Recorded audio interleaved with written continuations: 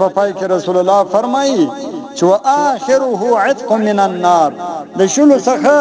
یوشتمه دوشتمه دروشتمه تدیر سو فردا به چیش دی عتق من النار، دې کې بیا ازادي د جهنم څخه، خدای پاک انسان د جهنم څخه ازادي. نو د اخري الله سورې چې کوم دي یعنی دا شپې او ورځې دا د شلو څخه بیا د اختر تر ورځې د اختر د شپې پرې دا بیا د اجرت الکامل یعنی د مکمل مزدوري ورکولو شپې. ګوره یو سړی د یو مزدور سره د سیټ سره په هوټل کې یا په عام کاروبار کې کاروبار وکي مزدوري ورسره وکي ناغه بیا د میاشت په پای کې یا د کال په پای کې چې کله دوی د خپل کار پوره کړي هغه بیا وده ته چی شور کوي مزدوري ور کوي. ولې ځکه هغه د خپل کم چې کار او هغه پراسلو نو هغه د کار په عوض کې دا سیټ چی شور کوي مزدوري ور کوي. اوس د الله جل جلاله بیا مزدوري چیز د چې انسان روزي ونسي په ښه طریقه سره ونسي او د الله جل جلاله او د رسول د حکم موافق ونسي بیا الله جل جلاله په اجرت په مزدوري کې چی شور کوي عتق من النار، د ورثه ازادي جهنم ازادي. ګوره دا الله تعالی نه دی دا بنده ته ماجو بهانه غواړي چې الله تعالی د خپل مسلمان بنده بس معام کې جنت ته بوځي. خو کوم مج ما زلږ هغه لارې ته ورسو، کوم مج نه د خپل پنځه پټه بدن و پیژنو، الله و پیژنو، رسول و پیژنو او د الله دین و پیژنو، دین شریعت و پیژنو. خو دومره باغیان نسو لکه نن سبا په معاشره کې چې څومره د الله تعالی د دین سمور باغیان دومره باغیان نسو.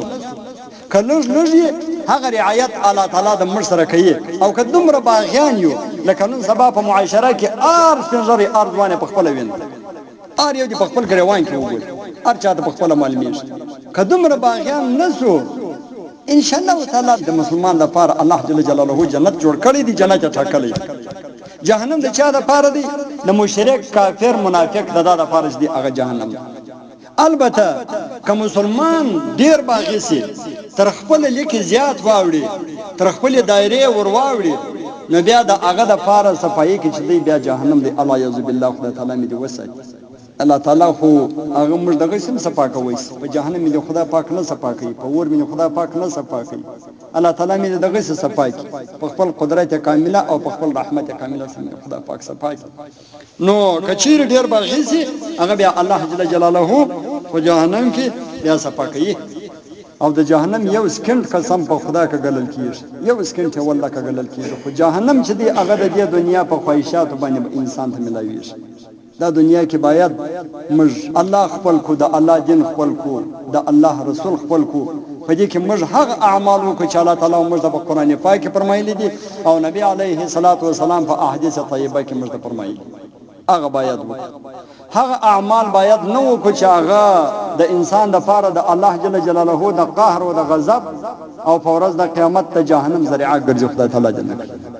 هغه رقم اعمال باید نو الله چې وکم شته حرام ویل دي د الله رسول چې وکم شته حرام ویل دي علما چې موږ ته ناز په میرابو کې راته بیانوي باید هغه ته موږ حرام وایو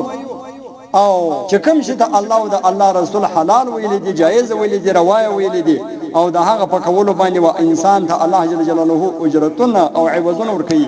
عظیم عوضونه ورکړي هغه باید نو غلط کار چې دی هغه د انسان د فاره د دنیا او د آخرت د بربادي او د هلاکت ذریعہ جوړیږي.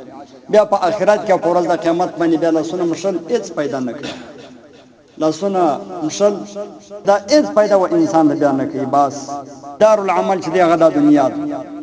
باید خپل اعمال صحیح